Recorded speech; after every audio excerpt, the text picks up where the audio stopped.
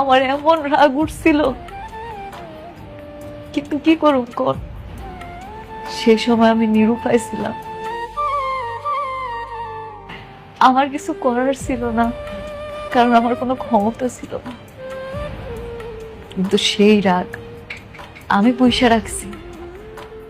আমি মেঘলা সেই প্রতিশোধ নিছি। আমার অনেকের যেমন অসম্মান করছে না, ঠিক একইভাবে রাতুলিরে, আপনার চাচা চাচিরে ভিক্ষার থালিটা হাতে ধরাই দিয়া ঘাড় ধাক্কা দিয়ে আমি বাইর করে দিছি। আমার যে কি মানসিক শান্তিটা লাগছে, আপনারা সেটা আমি বলে বুঝাইতে পারব না। আমার ভালোবাসার মানুষের জন্য আমি ভালোবাসার চাদর দিয়া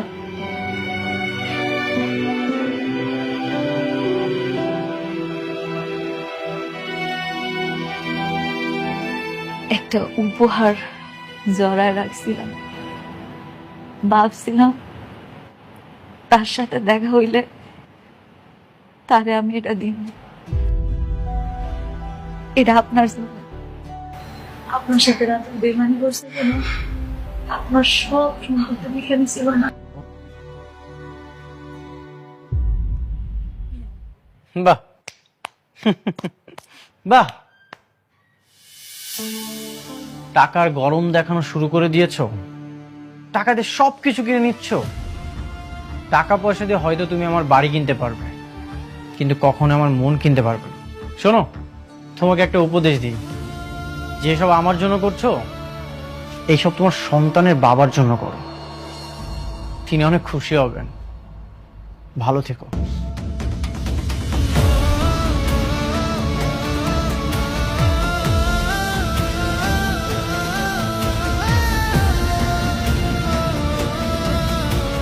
সরি, আমি আসলে বুঝতে পারিনি অনেক আপনার সাথে এরকম ব্যবহার করবে।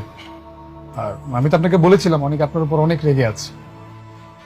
না, কোনো অসুবিধা নেই ভাইয়া, এটা তো হওয়ারই ছিল।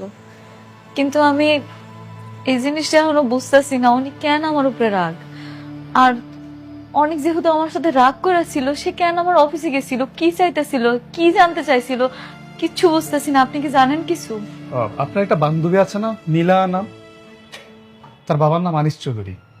তাদের বেশ কিছু প্রজেক্ট আমাদের দায়িত্ব ছিল।